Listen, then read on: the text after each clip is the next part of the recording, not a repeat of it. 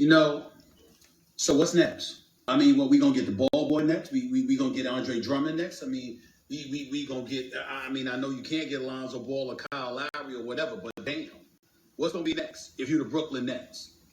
I mean, this is almost like buying a championship for crying out loud. Blake Griffin comes. LaMarcus Aldridge has now decided to go.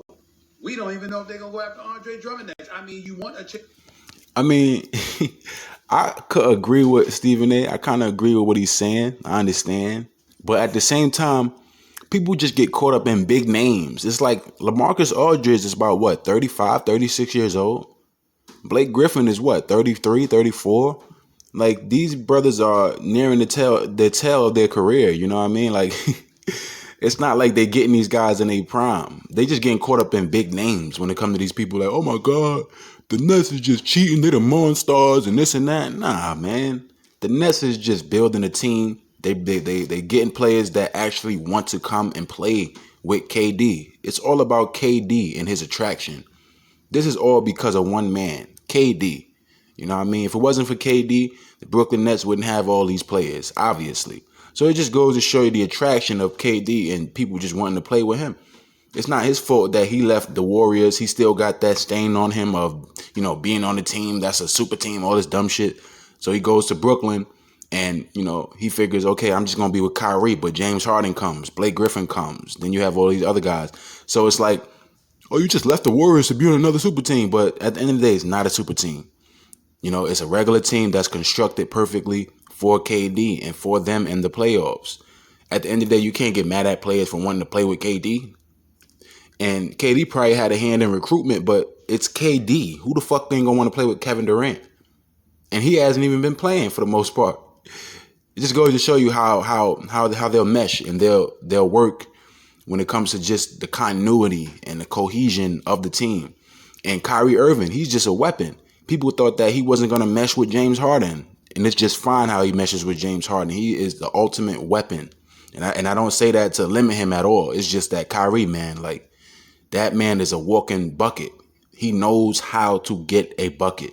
And he does it the most creative way. And it's just crazy. Like, he's like a goddamn magician with that basketball. James Harden, too. But James Harden is a facilitating master. You know what I mean? Like, he is just crazy when it comes to pocket passing and being able to find his guys. Like, look at Nick Claxton. He got that man looking like DeAndre Jordan on the Clippers. Like, for real, man. Look at DeAndre. Even though DeAndre, you know, he does his thing. But James Harden is making it so much easier for these players, man. And people just hating, man, because James Harden there. James Harden is like, when James Harden got there, to me, I looked at it like, okay, all they need is one more piece. They don't really need too much. They just need one more big and they be good. But it's not their fault that they're attractive, KD, Harden, and Kyrie. So people want to go and opt to play with them. There's nothing wrong with that. When it comes to the West, as far as the playoffs, I do see a surprise coming. I think there's going to be a surprise in the West for some reason. I really do. I think this year, I think we already know what's going to happen in the East. But when it comes to the West, I really do believe that there's going to be a big surprise in the West. It's going to be a team that's going to make the finals that you probably wouldn't think going to make it. If not the Clippers, I believe that it's going to be like maybe the Jazz or some shit like that. Like, I think it's going to be a real big surprise. I think the Lakers is going to be a part of that big surprise. For some reason, I think the Lakers are going to be a part of that surprise. Or the Clippers, you never know, because they had their little thing last year, even though that was kind of ritualistic, just based off of understanding things on a certain level. Especially that last game with Kawhi and PG. Look at their stats. That was a ritual. That was all for Kobe Bryant. The whole 2020 playoffs was revolved around Kobe Bryant and his death. But yeah, man, the Nets, they're a powerhouse. And I don't necessarily begrudge KD or the Nets because at the end of the day, it's all about the attraction. People want to play with KD, and there's nothing wrong with that. championship. I got all of that. You should be the favorites. KD, James Harden, Kyrie, Lethal Weapon 3. But damn. I mean, what about competition?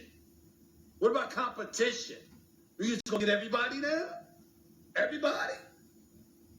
I mean, I'm looking forward to the playoffs. I want competition. But if we just gonna stockpile and get everybody and everybody running to Brooklyn to try to steal a championship, I mean, come on. KD, Kyrie, James Harden, that's cool. I get all of that. Blake Griffin could have gone someplace else. LaMarcus Aldridge, you of all people. After all the years you spent in Portland and San Antonio, that's what we doing now? LaMarcus Aldridge is about 36 years old. He want to win a championship. What's wrong with you, Stephen A. Smith? What are you talking about? Listen, if I'm 36 years old, I've been on a couple teams, and I haven't won a championship, but I've done what I've done in the league. You know, I've made my fair share of all-stars. I put in my work. At the end of the day, shit, I shouldn't want nothing more than to fucking join a team that has a chance of winning a championship. Like, come on, man. So LaMarcus Aldridge, he was smart in his move to go there. They needed a big man anyway. I mean, they got Claxton, but they need an experienced veteran big man. They got the luxury of having those big men when it comes to LaMarcus Aldridge, DeAndre Jordan, Nick Claxton, and Reggie Perry. Even though he's a rookie, he still can develop and become something great. So at the end of the day, listen, man, it's all about the attraction. It's not ring chasing per se. It's the attraction. Oh, wow. The Brooklyn Nets. Look at them. Look who they have on their team. James Harden is going to set me up lovely. It's all about the attraction, man. It's all about the attraction. I talked to y'all Monday on First Take in Stephen A's world. But damn. Listen, man. The Brooklyn Nets, because of this man right here that you see, Kyrie Irving, as well as James Harden and Kevin Durant, it's all going to be dependent on those three at the end of the day. You know what I mean? Those three lethal weapons. They have a good ensemble cast when it comes to those other pieces around them. But at the end of the day, it's all about James Harden, Kyrie Irving, and Kevin Durant. So when it comes to the finals, Eastern Conference Finals, I'm sure you're going to see all three of those players max out when it comes to their abilities to perform. I just hope I don't see any injuries or anything of that nature. But, man, I see a legendary playoffs coming, man. I really do. I think this is going to be the most competitive playoffs in a while. Last year was pretty good, too. But this year, I think it's going to be competitive as hell because, yo, like, you got teams that's 8th and 7th seed that should be in the 3 and 4th seed and stuff like that. Like, in the West and the East. Like, look at Miami and Boston. Even though they starting get it together, but them dudes was in the low seeding, excuse me. So this year, man, I think it's gonna be heavy competition. You got the Bulls. Look at the Bulls, man. You know, look at the Heat, look at Boston. Look at who else in the East? Atlanta. Like they got some yo, the East is gonna be pretty good this playoffs, man. This might be a first round matchup right here. You know.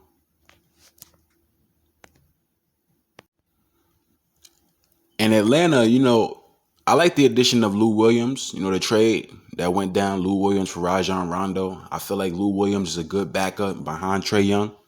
Just being able to get his, as far as his ability to find ways to score. On the West, you have Rondo. They needed a point guard when it comes to the Clippers. They're able to, you know, dictate the pace based off of Rondo's ability to get guys open, Rondo's ability to find guys, and also Rondo's ability to control the flow of the game. Because when it comes to the playoff, Rondo, for some reason, he just turned it up. For some reason, he just turned into a different man. So they got a luxury now. You got playoff P and playoff Rondo on the same team. Pandemic P and playoff Rondo. I wonder how that's going to work this year. But I think Paul George is going to step up this year, honestly. But when it comes to, like I said, the Brooklyn Nets and who they're going to face in the finals, I believe they're going to face the Clippers, man. I really do. I think they're going to face the Clippers. So one of my subs, he had asked me, why are the Jazz so good? And to me, man, I just think it's based off of continuity and experience. And these guys reaching their peaks. Like Donovan Mitchell, I think he's probably like 24 or something like that. So he probably ain't reached his peak yet. But shit, for where he is at now, imagine peak level Mitchell. And then you think about Rudy Gobert and you factor in his experience and his ability to, you know, defend and rim protect. He's the best rim protector in the league. He's won Defensive Player of the Year, the past 2-3 seasons or what have you? No. Giannis won last year. I think Rudy won before that. I think he got like 2 of them. But You know, these guys are coming into their own. They're reaching their prime. Because, you know, Rudy Gobert is what, like 27, 28 or something like that? And that's around the time where you reach your prime. Donovan Mitchell, he's nearing that. And it's crazy, like I said, for where he's at now.